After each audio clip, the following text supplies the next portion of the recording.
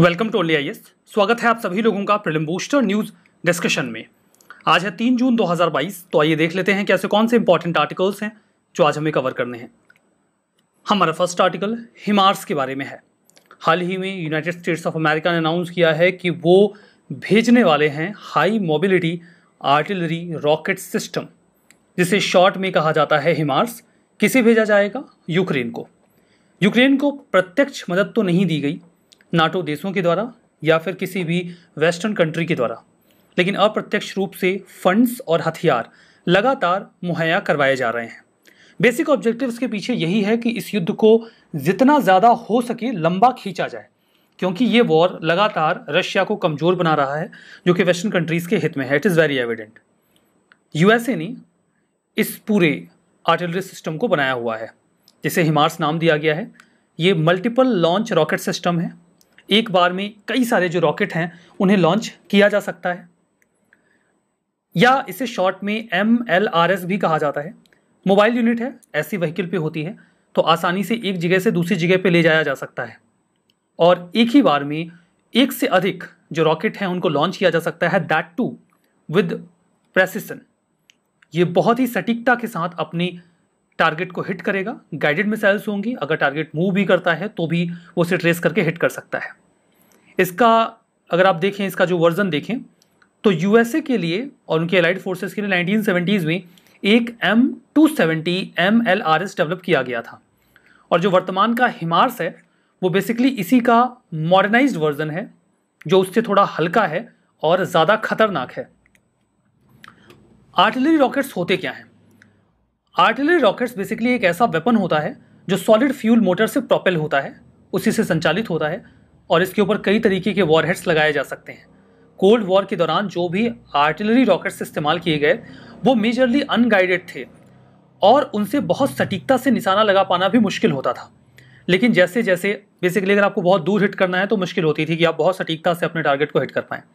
समय बदलता गया, टेक्नोलॉजी एडवांस होती गई, और अब हमारे पास जो भी आर्टिलरी रॉकेट्स होते हैं वो बहुत ही ज़्यादा सटीक तरीके से अपना टारगेट हिट कर सकते हैं, वो गाइडेड होते हैं। यहाँ पे देखिए रॉकेट और मिसाइल के बीच में अंतर क्या होता है। देखिए रॉकेट और मिसाइल दो ऐसी शब्दावलियाँ हैं जिनका इस्तेमाल लोग एक दूसरे की जगह पे कर लेते हैं, और काफ़ी ज़्यादा कन्फ्यूजिंग टर्म ये होता है। बेसिकली अगर आप रॉकेट वर्ड को उठाइए तो इसका इस्तेमाल मेजरली मिलिट्री कॉन्टेक्स्ट में किया जाता है। ये कम महंगे होते हैं, इनमें बेसिकली अनगाइडेड वेपन्स आते हैं जो सॉलिड फ्यूल मोटर से प्रोपेल किए जाएँ। तो रॉकेट बेसिकली अनगाइडेड होता है, जबकि अगर आप तुलना इसकी मिसाइल से करते हैं तो मिसाइल्स मेजरली गाइडेड होती हैं। ये गाइडेड मिसाइल्स होती हैं जिन्हें आप इनके टारगेट तक सटीकता से पहुंचा सकते हैं। निश्चित तौर पे इसमें ज़्यादा एडवांस टेक्नोलॉजी का इस्तेमाल होता है, ये ज़्यादा एक्सपेंसिव होते हैं और कॉम्प्लिकेटेड भी होते हैं। इनके पास होते हैं मूवेबल फिन्स।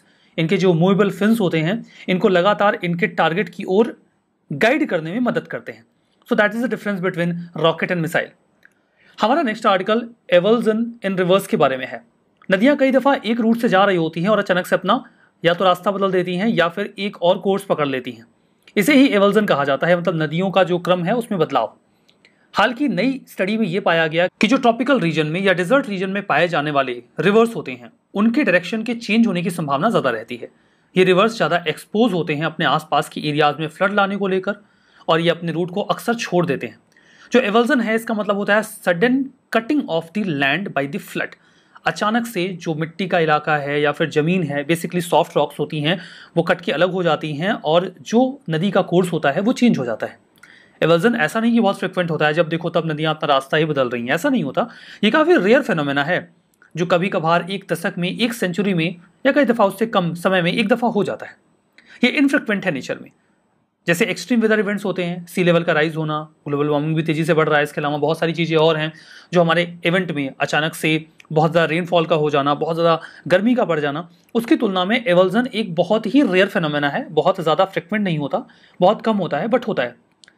यहाँ पर देखिए हम बात कर रहे हैं की फाइंडिंग्स की। 1973 से 2020 के बीच में सैटेलाइट इमेजरी के माध्यम से या हिस्टोरिकल मैप्स के माध्यम से जो भी इवेल्युएशन किया गया, वी फाउंड कि 113 एवल्जन्स हुए हैं पूरी अर्थ पे, दुनिया में। रिवर्स की बेसिकली हम बात कर रहे हैं। रिवर्स ने इस दौरान अपने माउंटेन बेसेस में जो भी रूट्स था उनको डाइवर्ट किया, और ऐसा हमें 33 इंस्टेंसेस में मिला है जहां पर वो किसी माउंटेन बेस के पास से जब गुजर रही थी तो उन्होंने किसी अनकन्फाइंड वैली में अपने रास्ते को बदल दिया। कोसी नदी इसी कैटेगरी में आती है। फर्दर कुछ और नदियां हैं, ओरिनोको, येलो, नाइल, मिसिसिपी। इन्होंने 50 इंस्टेंसेस ऐसे रिकॉर्ड किए इन नदियों में जहां पर इन्होंने लो स्लोप पर, डेल्टा वाले रीजन में जहां पे नदियां अक्सर समंदर से मिलती हैं, वहां पर अपने रास्ते को बदला। कोसी रिवर सिस्टम की बात करते हैं। ट्रांस बाउंड्री रिवर है जो तिब्बत, नेपाल और इंडिया में फ्लो करती है। तिब्बत में इसका ओरिजिन है, नेपाल से होते हुए आती है इंडिया में। फर्दर ये सनकोसी, अरुण और तामूर नदियां हैं जो इसका एक 10 किलोमीटर का गॉर्ज बनता है, उसके जस्ट पहले इससे मिल जाती हैं हिमालयन फुटहिल्स के पास में। जो रिवर है वो नदन बिहार को क्रॉस करती हुई आगे बढ़ती है और यहाँ पर ये कई सारी ब्रांचेस में बढ़ती है, जिसे डिस्ट्रीब्यूटरी कहा जाता है। जैसे एक नदी यहाँ से जा रही है, यहाँ पे कोई आकर नदी मिलती है तो ये ट्रिब्यूटरी हो गई, और यहाँ से अगर कोई नदी अपने रास्ते को ऐसे बदले तो इसे डिस्ट्रीब्यूटरी कहा जाता है। इसे सौरभ बिहार के नाम से भी पुकारा जाता है। कोसी अगर आप देखो तो ब्रह्मपुत्रा से ही एक ऐसी नदी है जो सबसे ज़्यादा सेडिमेंट या सिल्ट सैंड कैरी करती है, उसके बाद नंबर कोसी का ही आता है।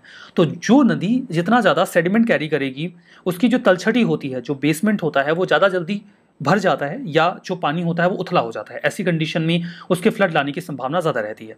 इसी सौरभ बिहार इसी वजह से कहा जाता रहा बिकॉज ये 21 स्क्वायर किलोमीटर के एरिया में लगभग हर साल फ्लड लेकर आया करता था, और इससे वहाँ की रूरल इकॉनमी को बहुत ज़्यादा नुकसान भी होता था। देखिए, नदियों और उनकी ट्रिब्यूटरीज पे अक्सर प्रश्न पूछे जाते हैं। ये प्रश्न 2016 का है, साधारण सा प्रश्न था कि इनमें से कौन सी ब्रह्मपुत्रा नदी की ट्रिब्यूटरी है। दिबांग, कामिंग और लोहित इसके ऑप्शन थे, और सही जवाब 1, 2 और 3 था। मतलब 3 के तीनों ही इसके सही करेक्ट ऑप्शन जो दिए गए हैं वो अवेलेबल हैं। देखिए, दिबांग और लोहित के बारे में तो ज़्यादातर लोगों को पता था। जो स्टूडेंट्स कंफ्यूज हुए थे वो कामिंग के बारे में हुए थे। बहुत सारे स्टूडेंट्स को कन्फ्यूजन हो गई थी कि कामिंग जो ब्रह्मपुत्रा है उसकी ट्रिब्यूटरी है या नहीं है। इसी वजह से कई सारे बच्चों ने इस क्वेश्चन को गलत भी किया था, बट कामिंग है तो कोई दिक्कत वाली बात नहीं है। सही आंसर तो डी ही निकला था। हमारा नेक्स्ट आर्टिकल नेपच्यून और यूरेनस के बारे में है। देखिए, नेपच्यून और यूरेनस दोनों देखने में एक जैसे ही लगते हैं, इनका कॉम्पोजिशन बिल्कुल वैसा ही है, बाकी सब कुछ लगभग सिमिलर है, लेकिन फिर भी दोनों के कलर में डिफरेंस है। ऑल्दो दोनों ब्लू कलर के हैं, लेकिन जो यूरेनस है वो आपको हल्का ब्लू कलर का मिलेगा, जबकि जो नेपच्यून है वो ज़्यादा डार्क ब्लू मिलेगा, and that is the difference. इसके बारे में काफ़ी लंबे समय से रिसर्चेस वगैरह चल रही थी कि आखिर जब दोनों में बहुत कुछ कॉमन है, दोनों का मास, साइज, एटमॉस्फेरिक कंपोनेंट, ये सब कुछ सेम है, तो दोनों के कलर में डिफरेंस क्यों है। इसका एक बेसिक जो रीज़न निकल के आता है वो ये है कि नेपच्यून को अगर आप देखोगे, सबसे पहले तो ये देखो कि नेपच्यून को अगर आप देखते हो तो उसको आप रिच डीप अज्योर कलर में देख पाओगे। जैसे यहाँ पे आप इमेज में देखो, ये नेपच्यून है, इसका कलर कंपैरेटिवली ज़्यादा डीप है, ज़्यादा डार्क है, विजुअल वेवलेंथ की हम बात कर रहे हैं।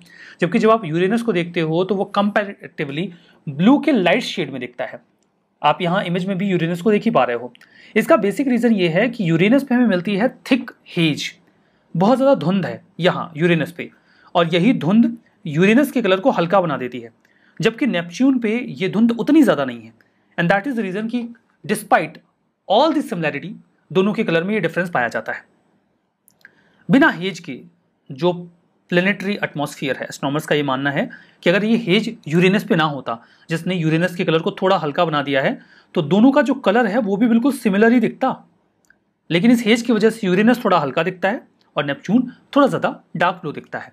अभी हेज वाला मामला है क्या? देखिए, हेज जो है दोनों ही प्लैनेट्स पे एरोसॉल की 3 लेयर्स हैं। ठीक है, एरोसॉल्स क्या होते हैं? सॉलिड या लिक्विड पार्टिकल्स होते हैं।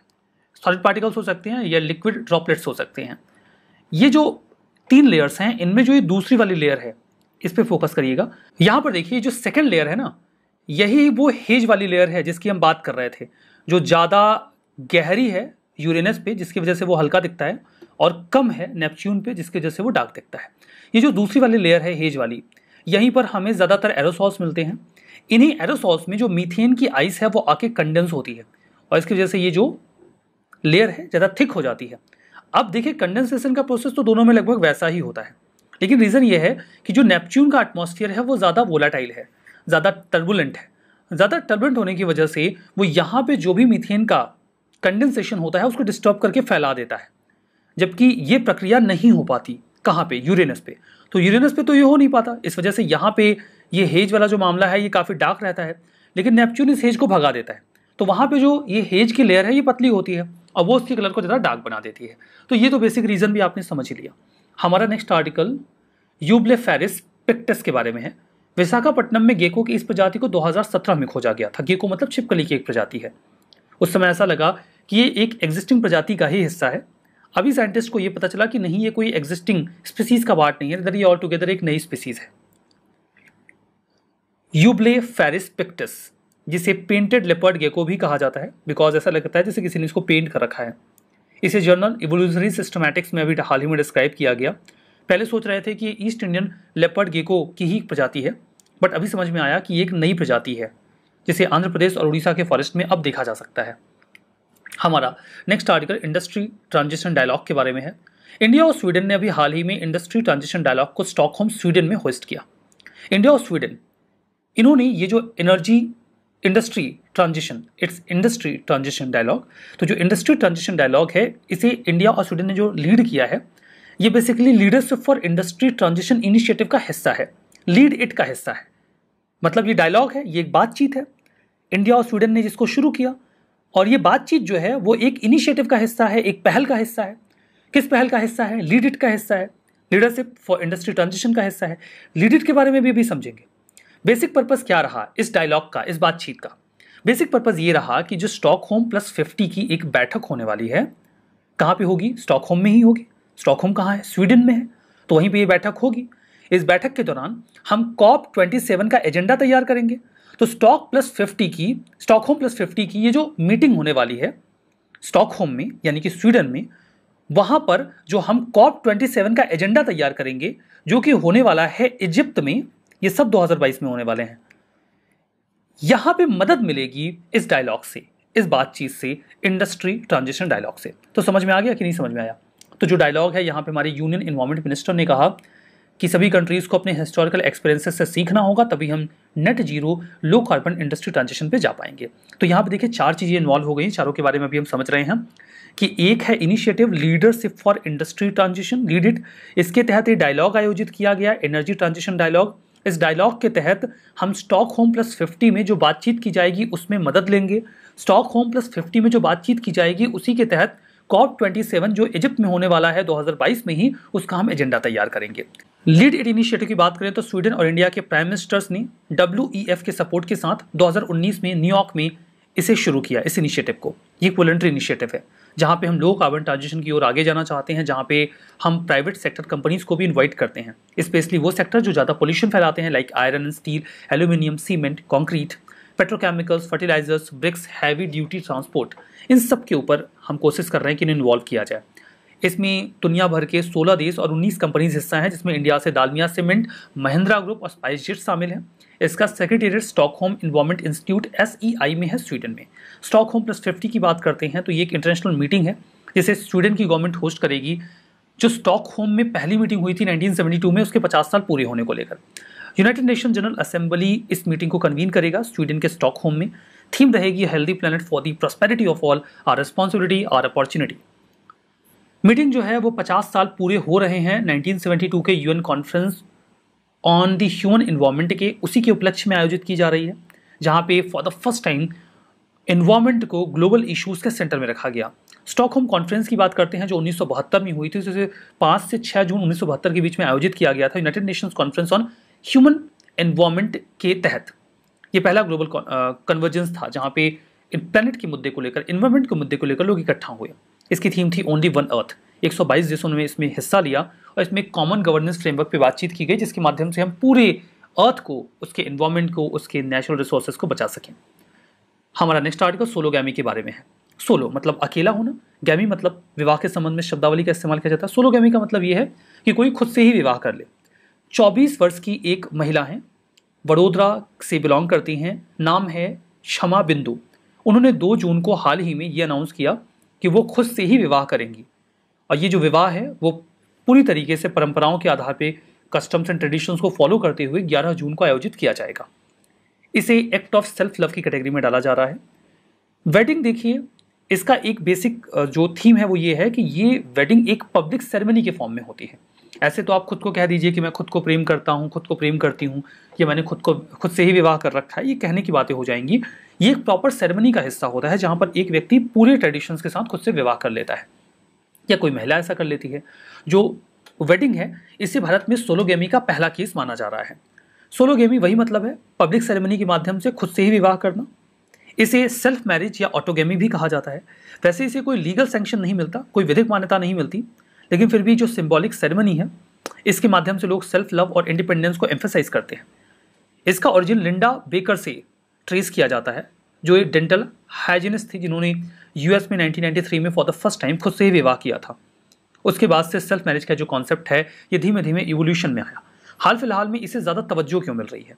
क्योंकि इस समय ऐसी स्थिति आ गई है जहां पर महिलाएं खुद सर्वाइव कर सकती हैं, बेटर करियर बना सकती हैं, अपने लिए घर ले सकती हैं, अपने लिए अपनी ज़िंदगी बना सकती हैं, और अगर चाहें तो अपने लिए बच्चे भी पैदा कर सकती हैं। वो चूज़ कर सकती हैं अगर वो ऐसा करना चाहती हैं तो। मतलब वो अब पर्याप्त इंडिपेंडेंट हो गई हैं, तो अगर वो अकेले रहना चाहती हैं तो रह सकती हैं, और इस प्रक्रिया में अगर वो खुद से विवाह करना चाहती हैं तो कर सकती हैं। ये सेल्फ जो मैट्रिमोनी है ये एक यूनिक सोल्यूशन के तौर पे महिलाएं देखती हैं, जहाँ पे कई दफ़ा अगर वो एक ऐसी मैरिज में जाती हैं जिनमें उनके साथ एक पार्टनर होता है, जहाँ पे वो अपनी नीड्स को उस रिलेशनशिप के लिए सेक्रीफाइस कर देती हैं, तो सोलोगेमी में या जो ये सेल्फ मैरिज है उसमें उन्हें ऐसा नहीं करना पड़ेगा। ऐसा भी कहा जाता है कि किसी भी व्यक्ति को किसी अन्य व्यक्ति से विवाह करने से पहले खुद से करना चाहिए ताकि वो खुद को भी महत्व दे सकें। So that is the case of sologamy. हमारा next article world milk day के बारे में है, जिसे 1 डे ऑफ जून को ऑब्जर्व किया जाता है। इसे स्टैब्लिश किया गया फूड एंड एग्रीकल्चर ऑर्गेनाइजेशन के द्वारा 2001 में, ताकि हम मिल्क को लेकर ज़्यादा अवेयर हो सकें। ये एक अपॉर्चुनिटी होती है कि मिल्क की जो इंपॉर्टेंस है, डेयरी सेक्टर की इंपॉर्टेंस को हम लोगों तक लेके जा सकें। इंपॉर्टेंट फैक्ट इंडिया के बारे में, इंडिया दुनिया का सबसे बड़ा मिल्क प्रोड्यूसर है, जहाँ पे हम 22% ग्लोबल प्रोडक्शन कवर करते हैं। हमारे बाद नंबर आता है यूएसए का। भारत में 5 हाईएस्ट मिल्क प्रोड्यूसिंग स्टेट्स हैं, उत्तर प्रदेश, राजस्थान, मध्य प्रदेश, गुजरात और आंध्र प्रदेश। ऐसे प्रश्न आ सकते हैं तो तैयार रहिए। हमारा next article government e market place GeM के बारे में है। 2021-22 में जेम के माध्यम से जो प्रोक्योरमेंट हुआ है वो 1 लाख करोड़ का था, जो पिछले साल की तुलना में 160% है। ऑनलाइन मार्केट प्लेस जेम 2016 में लॉन्च किया गया। इसके माध्यम से सरकार चीज़ें खरीदती है, किससे? किसी से भी। जो प्राइवेट लोग अपना सामान बेचना चाहते हैं सरकार को, वो गवर्नमेंट ई मार्केट प्लेस के माध्यम से बेच सकते हैं। इसे डेवलप किया गया है directorate general of supplies and disposal के द्वारा। टेक्निकल सपोर्ट मिलता है नेशनल ई गवर्नेंस डिवीजन का, जो मेती के तहत आता है। ये वन स्टॉप पोर्टल है जहाँ पे ऑनलाइन प्रोक्योरमेंट को फैसिलिटेट किया जाता है, जो कॉमन यूज के गुड्स एंड सर्विसेज हैं सरकार के लिए। यहाँ पे बायर केवल सरकार है। प्राइवेट इंडिविजुअल्स इस पोर्टल का इस्तेमाल करके चीज़ें खरीद नहीं सकते, बेच सकते हैं। Ministry of commerce and industry nodal ministry है। रिवाइज करेंगे। Avulsion of reverse, sudden cutting of होती है लैंड की, फ्लड या कोर्स चेंज की वजह से किसी भी नदी के वाटर बॉडी की या पानी से। That's true. Kosi river Nepal में इसका सोर्स है, गलत है। तिब्बत में इसका सोर्स है। लीड इट इनिशिएटिव फ्रांस और इंडिया का इनिशिएटिव है, वर्ल्ड बैंक के सपोर्ट के साथ, गलत है। इसमें स्वीडन इन्वॉल्व है। मिल्क, इंडिया दुनिया का सबसे बड़ा मिल्क प्रोड्यूसर है, that's true. Government e market place, private buyers खरीद सकते हैं, गलत है। केवल गवर्नमेंट बायर्स ही खरीद सकते हैं। आज का ये सेशन हमारा यहाँ पर समाप्त होता है। बहुत बहुत धन्यवाद।